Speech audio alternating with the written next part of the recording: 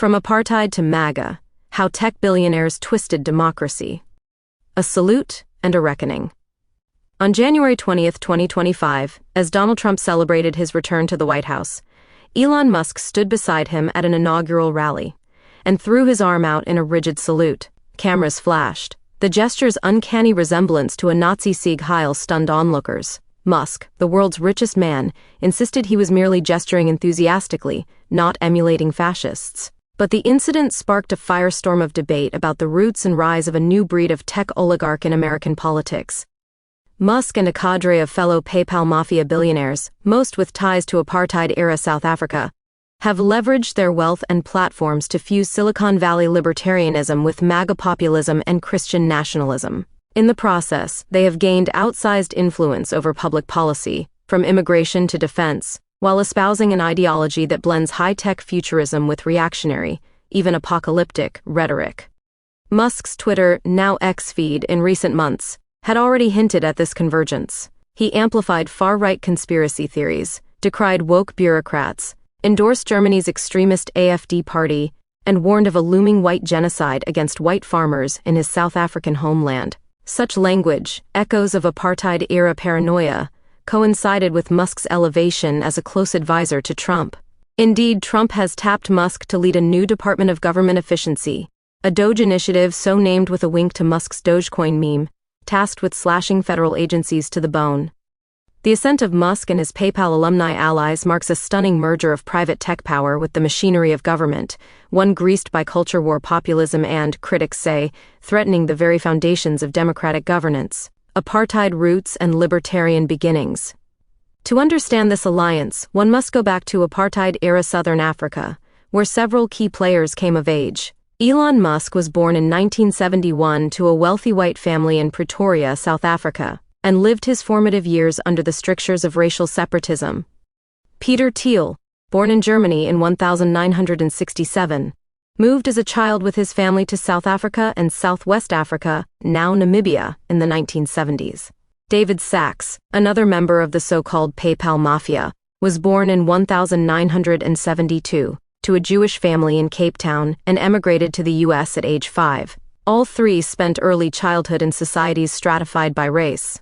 Musk grew up with the privileges of a stratified racial order, notes The Guardian, and Thiel's school days unfolded in a Namibian city, where Hitler was still openly venerated in the white community. These early environments steeped in white supremacy and social Darwinism left an imprint. Decades later, observers would draw lines between these men's youth amid apartheid's violence and their emergent worldviews. Musk himself had a neo-Nazi grandfather who emigrated from Canada because he admired South Africa's racial hierarchy. Thiel's father was a mining engineer involved in apartheid South Africa's clandestine quest for nuclear weapons-grade uranium. Boston University historian Quinn Slobodian argues that Southern Africa was an ideological crucible for both far-right and neoliberal thought. The centrality of South Africa for the far-right and for neoliberals is quite extraordinary, Slobodian observes. For Musk, growing up under a dictatorial father in a society at war with itself instilled a very dystopian mindset, viewing life as a war of all against all, according to Slobodian.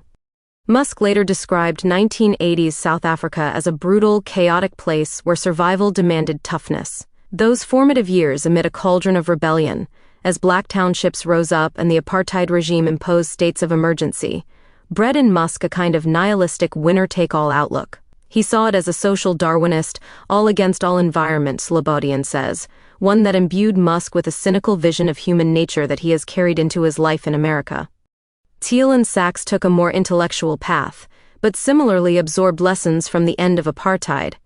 Thiel recalled South Africa's transition in the 1990s as a cautionary tale of what happens when an efficient capitalist order yields to majority rule, a view so cold that as a Stanford student, he allegedly defended apartheid as economically sound. Their arrival in the U.S. coincided with a period where Silicon Valley's distinctive libertarian DNA was already well established. From the 1970s, thinkers like Stuart Brand, with his Whole Earth catalog, and the influence of Buckminster Fuller, alongside a strong current of Ayn Rand-leaning libertarianism, had shaped an anti-authoritarian individualist culture. Companies like Apple were founded with a hacker ethic that distrusted the state, paving the way for technolibertarianism. The 1984 Hacker Manifesto further framed the hacker as a noble rebel against authority and centralized systems, an ethos that idolized disruption and deeply mistrusted government. This was amplified in 1995 by the cypherpunks and the rise of crypto-anarchism. Tim May's crypto-anarchist manifesto, for instance, advocated for a world beyond state control through encryption and digital cash. Ideas Thiel and Sacks would later channel into investments in crypto and surveillance-resistant platforms. This burgeoning techno-libertarianism was intellectually supercharged by the broader neoliberal revolution of the 1980s and 1990s.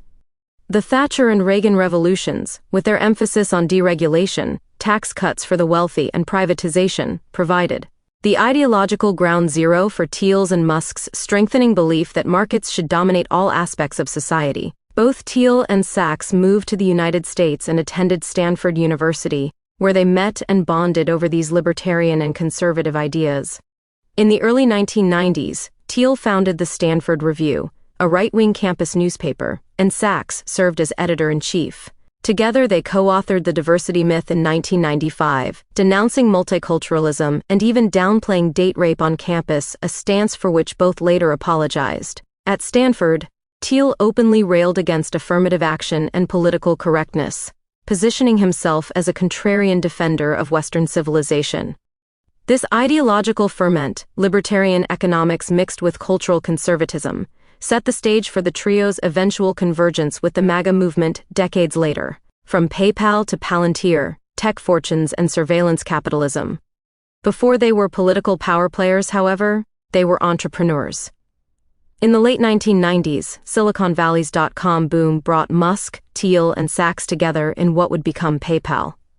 Thiel and Musk each founded online finance startups Confinity and X.com that merged to form PayPal, with Thiel as CEO and Musk as its largest shareholder. Sacks joined as PayPal's COO in 1999. When eBay acquired PayPal in 2002, the deal minted a cluster of multi-millionaires. This group, soon dubbed the PayPal Mafia, fanned out to launch and invest in a generation of tech companies. Musk went on to build Tesla electric cars and SpaceX private rockets, parlaying his PayPal fortune into what is now a $300+ billion empire spanning space, automobiles, social media, and AI. Thiel leveraged his PayPal gains to start Palantir Technologies, a data analytics firm, and the VC firm Founders Fund, and to take an early stake in Facebook, investments swelling his net worth to around $20 billion today. The founding of Palantir in 2003 occurred squarely in the era of post-9/11 surveillance capitalism. The launch of the Patriot Act and DARPA's Total Information Awareness Program aligned directly with Palantir's mission, linking Thiel to state surveillance interests from the outset. Indeed, Palantir's early contracts with the CIA's venture arm, In-Q-Tel, marked a significant fusion of private tech and deep state intelligence, foreshadowing the company's deep integration with government agencies. Sacks, after a stint producing a Hollywood film, founded the enterprise software company Yammer, which Microsoft bought for $1.2 billion. He then became a venture capitalist, co-founding Kraft Ventures, and seeded startups from Facebook to Uber. Though lower profile than Musk or Thiel, Sacks is estimated to be worth in the hundreds of millions, if not more, himself. Financial success allowed these men to shape industries, but it also gave them the means to shape ideology and politics. Initially, their politics fit a familiar Silicon Valley libertarian mold, pro-market, anti-regulation, with a dash of techno-utopianism. Thiel wrote in 2009 that he no longer believes that freedom and democracy are compatible, lamenting that women's suffrage and welfare had made society too hostile to capital. He extolled monopoly power as a sign of innovation, and was critical of multiculturalism, views on the fringe of polite discourse, but quietly shared by many in the elite tech circles he inhabited. His thinking also reportedly found resonance with the neo-reactionary philosophy of the Dark Enlightenment, popularized by figures like Curtis Yarvin, also known as Mencius Moldbug, who advocated for rule by tech monarchs. Thiel reportedly funded Yarvin at one point, and these ideas of enlightened, authoritarian rule echo in current elite discourse. Musk, for his part, largely avoided partisan politics through the 2000s, cultivating an image as an eccentric innovator on a mission to colonize Mars and avert climate change via Tesla's electric cars. But beneath Musk's public focus on rockets and renewable energy, there was always a streak of first principles extremism, a belief that smart engineers could remake any system better, and that bureaucracy or caution were the enemy of progress. As he would later prove, Musk harbored a growing resentment of government regulators who tangled with him over auto safety, stock, trading, and rocket launches, and of what he perceived as a left-wing orthodoxy stifling free thought in academia and media. Convergence with MAGA populism. By the mid-2010s, this ferment set the stage for an unlikely alliance: Silicon Valley plutocrats linking arms with Donald Trump's right-wing populist movement. The first bridge was Peter Thiel. Alone among major tech CEOs, Thiel endorsed Trump in 2016, speaking on stage at the Republican National Convention. He donated over $1 million to Trump's campaign and later joined the Trump transition team, recommending loyalists for key posts. Thiel's anti-establishment, anti-globalization streak meshed with Trump's rhetoric. Here was a gay immigrant billionaire championing an ultra-nationalist, openly anti-immigrant candidate, a seeming contradiction that underscored the ideological realignment underway. Thiel saw in Trump a blunt instrument to smash what he viewed as a sclerotic administrative state and to push an America First, nationalist form of capitalism. He became a behind-the-scenes power broker, quietly influencing the new administration's tech policy, for instance, encouraging a friend to be appointed to the FCC to roll back net neutrality and defense strategy. Palantir aggressively secured federal contracts under Trump.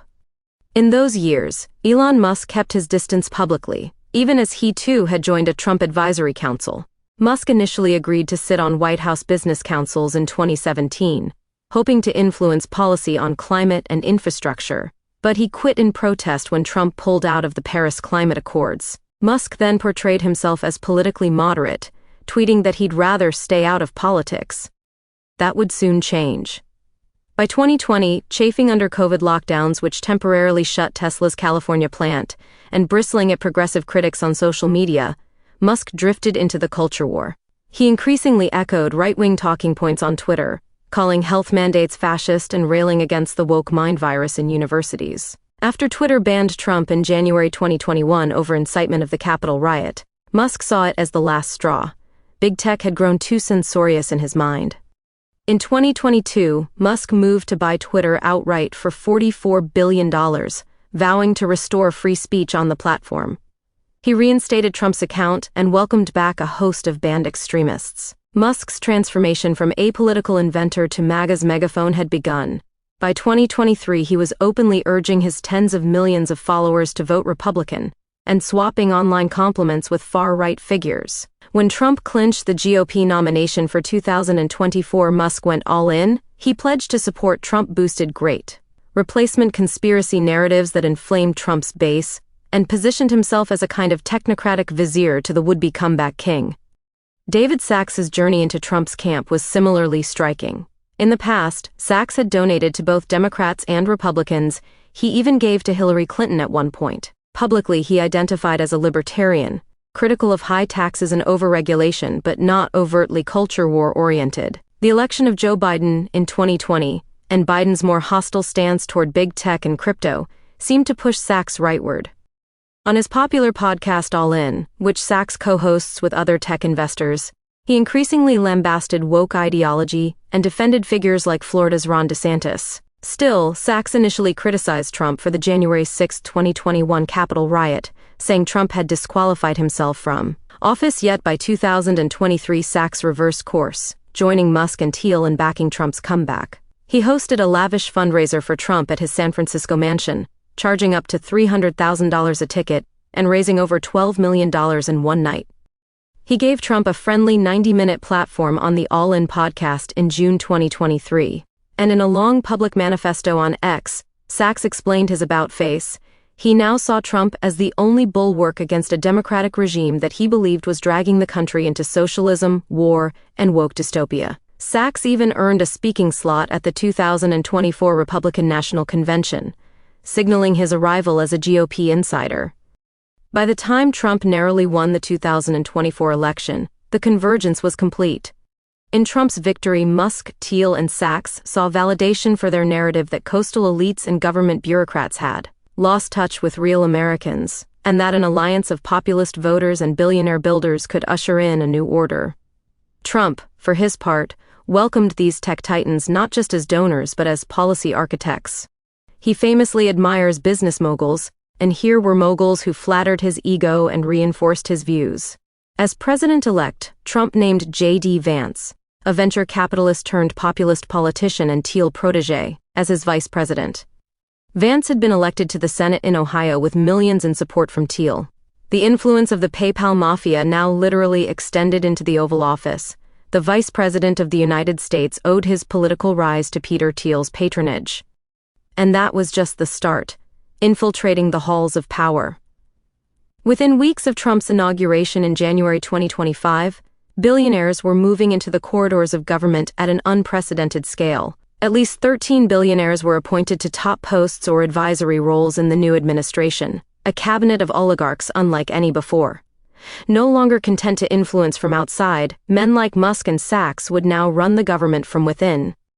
In the past, billionaires were donors and influencers, but under Trump, they will be running the government, noted one analysis. Musk's Doge, the Zar of Zars. Elon Musk was the most visible. Trump tapped him to head the new Department of Government Efficiency, Doge, an unconventional post that effectively empowered Musk to overhaul federal agencies and regulations to his liking. Musk, officially a special government employee with sweeping influence across departments, became known as Trump's Zar of Zars. In the Oval Office, cameras captured Trump and Musk side by side as the president signed an executive order greenlighting Musk's cost-cutting crusade. According to a White House fact sheet, agencies were ordered to prepare large-scale reductions in force, bureaucratic jargon for mass layoffs, and even identify entire departments that could be eliminated as not required by law. Musk's mandate was to slash and burn the federal bureaucracy.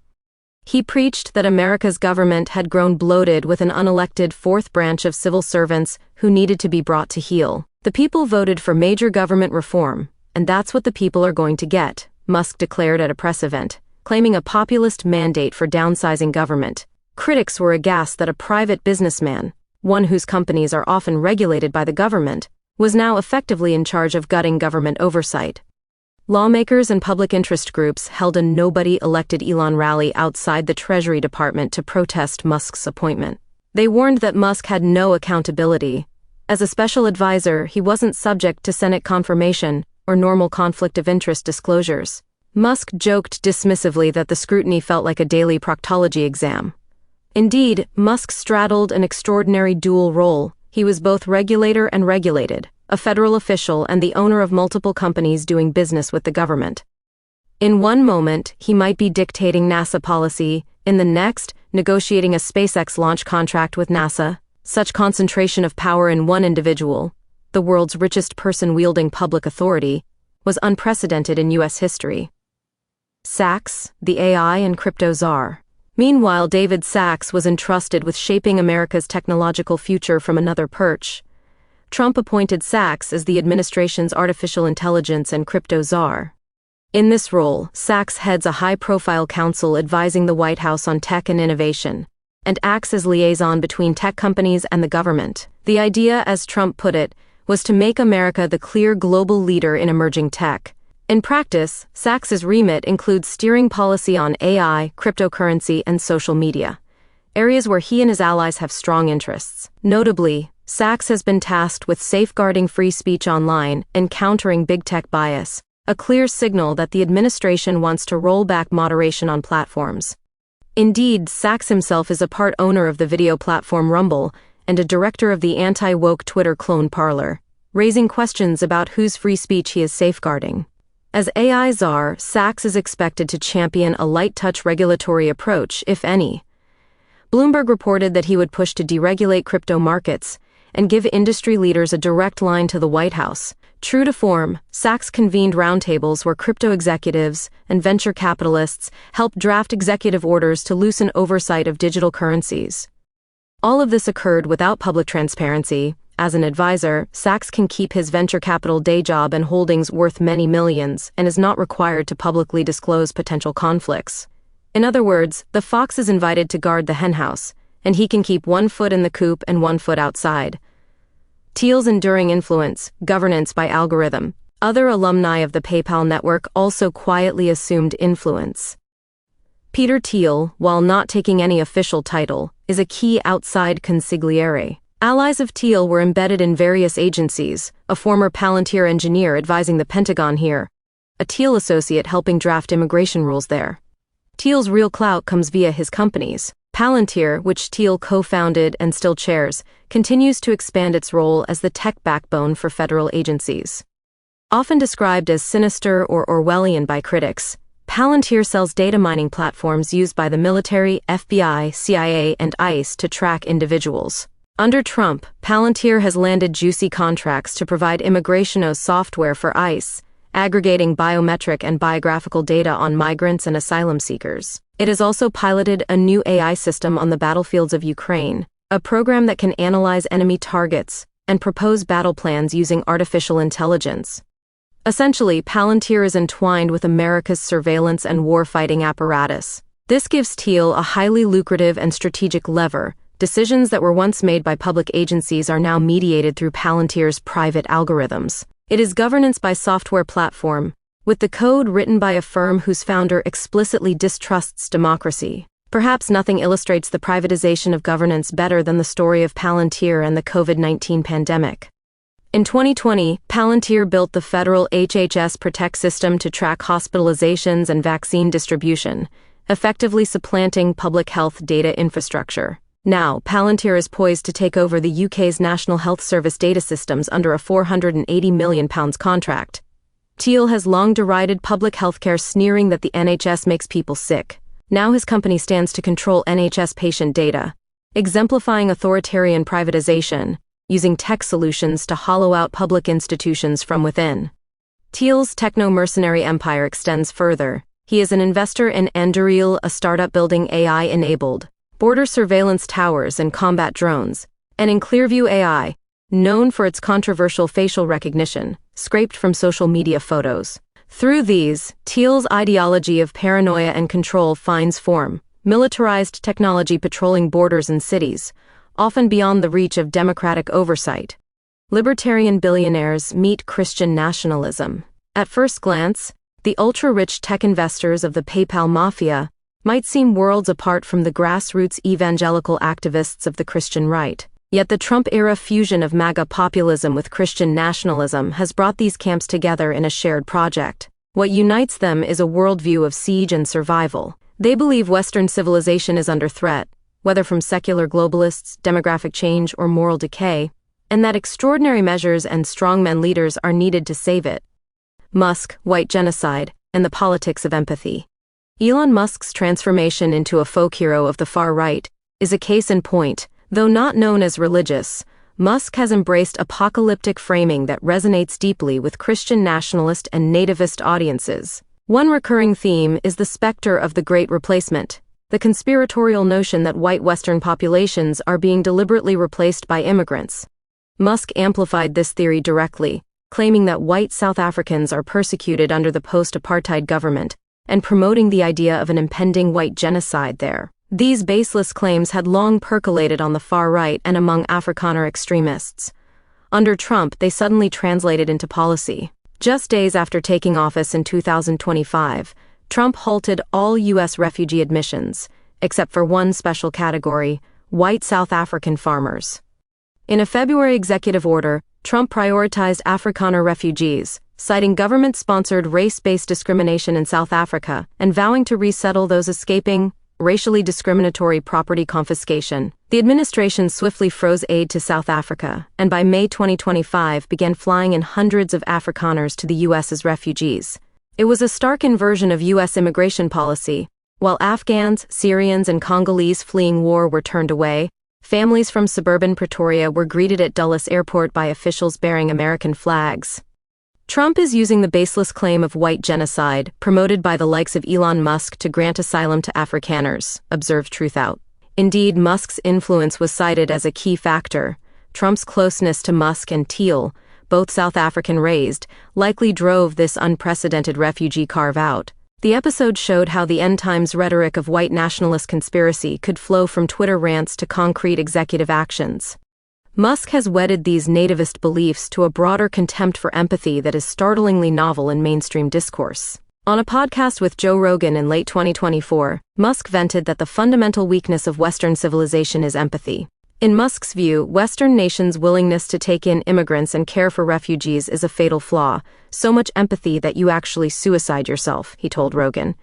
Western society, Musk warned, was committing civilizational suicide by valuing humanitarian feelings over self-preservation. This rhetoric, essentially arguing that compassion will kill us, dovetails with a growing movement among far-right Christian pastors who have begun preaching against empathy. Not long after Musk's remarks, an Idaho pastor declared, "Empathy almost needs to be struck from the Christian vocabulary. Empathy is dangerous. Empathy is toxic. Empathy will align you with hell." Such extreme statements underscore how thoroughly the logic of hard-right survivalism has permeated even religious contexts that traditionally champion charity. Musk, ironically a self-described atheist, has become an unlikely prophet for Christian nationalists on this point. Both he and they argue that feel-good ethics, helping immigrants, caring for the marginalized, are tools of a satanic or woke plot to weaken the West. In the name of defending our civilization, they advocate a cold-eyed realpolitik that justifies cruelty.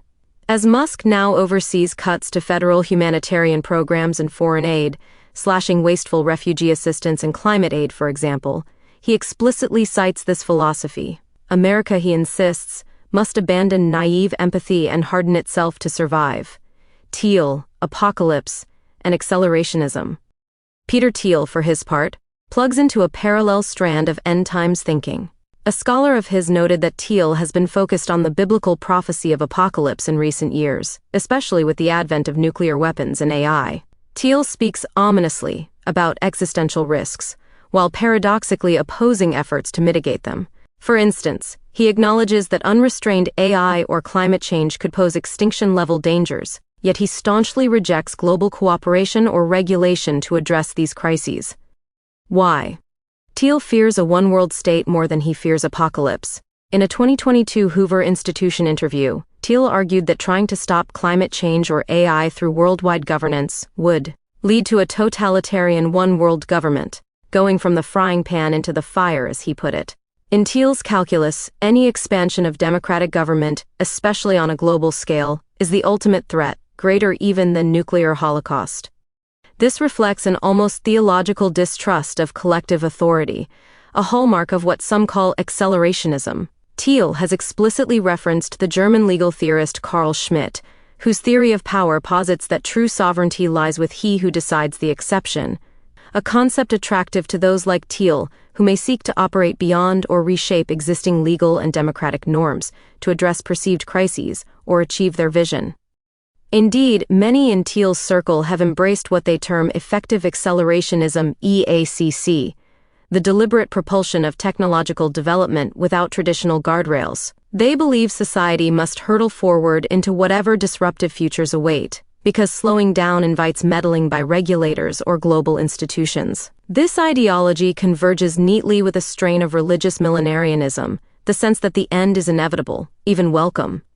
Naomi Klein, the activist author, has labeled this fusion end times fascism, a monstrous supremacist survivalism that unites tech barons and MAGA extremists in expecting societal collapse and positioning themselves to thrive in its aftermath. Today's right-wing leaders and their rich allies are not just taking advantage of catastrophes, but simultaneously provoking and planning for them, Klein observes. The evidence is abundant. Musk and Thiel both invest in elite survivalism, whether Musk's project of building a Mars colony as a backup for humanity, or Thiel reportedly buying estates in New Zealand as doomsday bunkers, reflecting Cold War-era continuity of government planning now privatized for elites. Their ventures often seem geared toward a dystopian future. Palantir's predictive policing and military AIs anticipate domestic unrest and endless wars. Musk's SpaceX and underground tunneling projects hint at escape routes from failing cities and Earth itself. Much like fundamentalist Christians preparing for the rapture, these men are building arks, rockets, island enclaves, walled communities for themselves. As Klein Riley notes, Musk and his fellow tech billionaires aren't content to just build the arks. They appear to be doing their best to cause the flood. In other words, by tearing down environmental regulations, social safety nets, and democratic checks, they may be accelerating the crises, pandemics, climate disasters, civil strife, that they believe they can survive and profit from. It is the shock doctrine on steroids: create or exacerbate chaos, then ride out the storm in your fortified techno compound. Historical echoes of authoritarianism. Older generations have seen echoes of this playbook before. In the early 20th century, tycoons and fascists found common cause in many countries. In Italy and Germany, industrialists supported Mussolini and Hitler, believing authoritarian regimes would smash labor unions and communists while allowing business to flourish. In 1930s, South Africa Prime Minister John Vorster explicitly linked his Afrikaner nationalist ideology to European fascism. "We stand for Christian nationalism, which is an ally of National Socialism," Vorster said in 1942, as an open admirer of Hitler. He even acknowledged that this meant embracing dictatorship. "You can call this anti-democratic principle dictatorship, if you wish. In Germany, it's National Socialism, and in South Africa, Christian nationalism."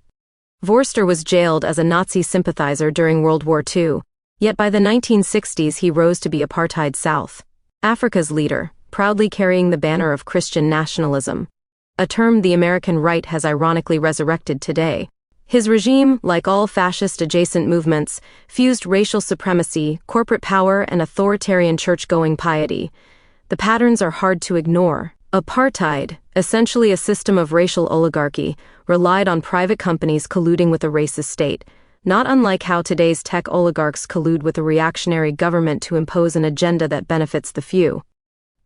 During apartheid, American firms like IBM and Hewlett-Packard quietly supplied the South African regime with computer systems that enabled passbook identification and surveillance of the black population. Today, Peter Thiel's Palantir provides ICE with tools to track immigrants in America, and his data mining engines target communities of color, from Gaza to the US-Mexico border. The eugenicist undertones of Silicon Valley's new right are also throwbacks to dark chapters in history. Musk's and Thiel's circles obsess over declining birth rates of Western-read white people and champion pro-natalism to boost the numbers of the right kind of babies. As scholars Timnit Gebru and Emil Torres have pointed out, this bundle of ideas, pro-natalism, scientific racism, survival of the richest, is direct descendants of first-wave eugenics, when elites openly plotted which populations should thrive and which should be culled. In the 1920s, American oligarchs funded eugenics research and forced sterilization of the unfit. In the 2020s, tech billionaires fund AI projects and genome startups that raise similar questions of who gets to shape humanity's future, technocracy and neoliberal shocks. Another historical parallel lies in the concept of technocracy. In the 1930s, a movement called Technocracy Inc.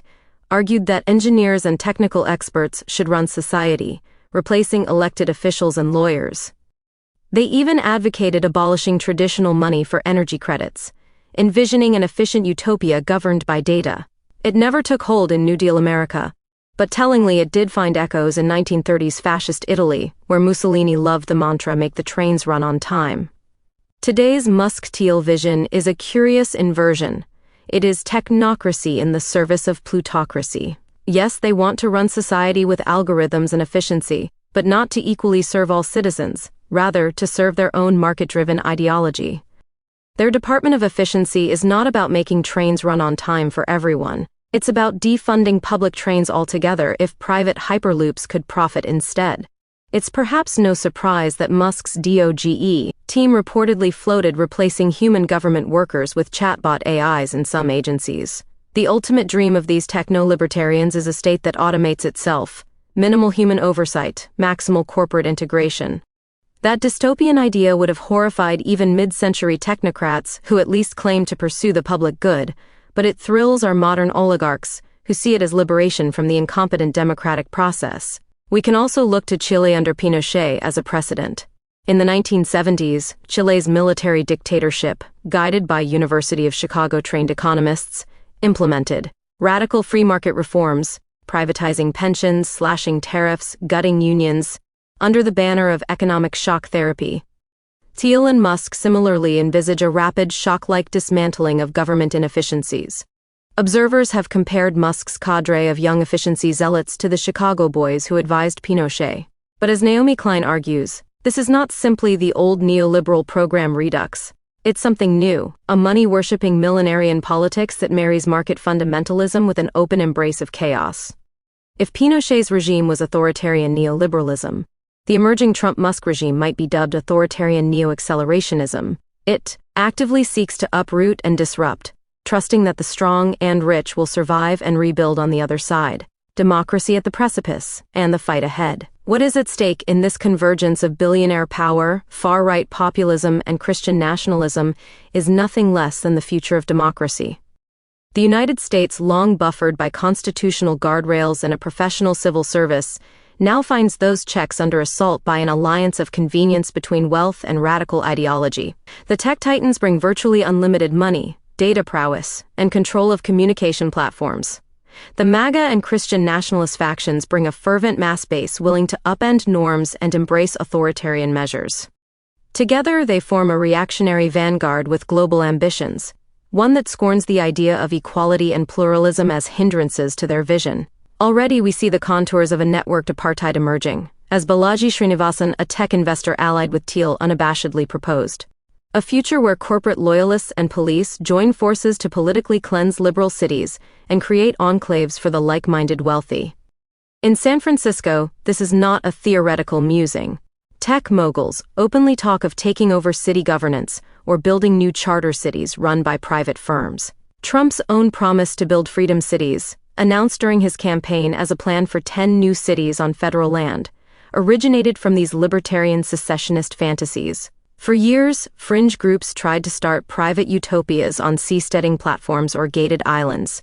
Now, as Klein notes, those once fringe notions find themselves knocking on open doors at the dead center of global power. The highest office in the land is listening to and legislating ideas that were previously relegated to TED Talks and science fiction. If this unholy alliance solidifies, the America that emerges will be one defined by privatized governance, perpetual surveillance, and stark inequality codified by law. It will be a country where social services are dismantled in the name of efficiency, where citizenship rights depend on one's alignment with the ruling ideology. Imagine loyalty scores or expanded use of policing tech against dissidents, and where a handful of platforms mediate most aspects of life.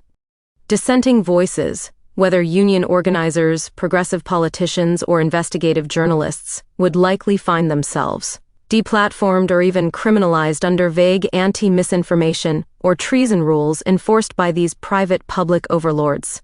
Indeed, Musk's role in controlling a major social media platform has already shown how capriciously the flow of information can be manipulated. He has banned or throttled accounts, including respected journalists, that criticize him, even as he boosts propaganda from authoritarian states. Under a Musk-influenced state, such moves could become official policy, a federal directive to favor regime-friendly content under the guise of fighting bias. The resistance and a path forward. And yet, history also teaches that such trends are not destiny. With each authoritarian lurch, there is pushback. Already, an opposing coalition is stirring, one that spans pro-democracy liberals, traditional conservatives uneasy with demagoguery, leftist organizers, and community leaders. They are united by a belief in rebuilding collective institutions, rather than razing them. Unions, civil rights groups, and watchdog NGOs are mobilizing to sue, protest, and block the most egregious policies. When Trump and Musk rolled out a plan to offer cash buyouts to federal workers to speed the bureaucracy's collapse, federal employee unions went to court and got a judge to pause it. When refugee programs were twisted to favor whites, humanitarian organizations loudly exposed the racism at play.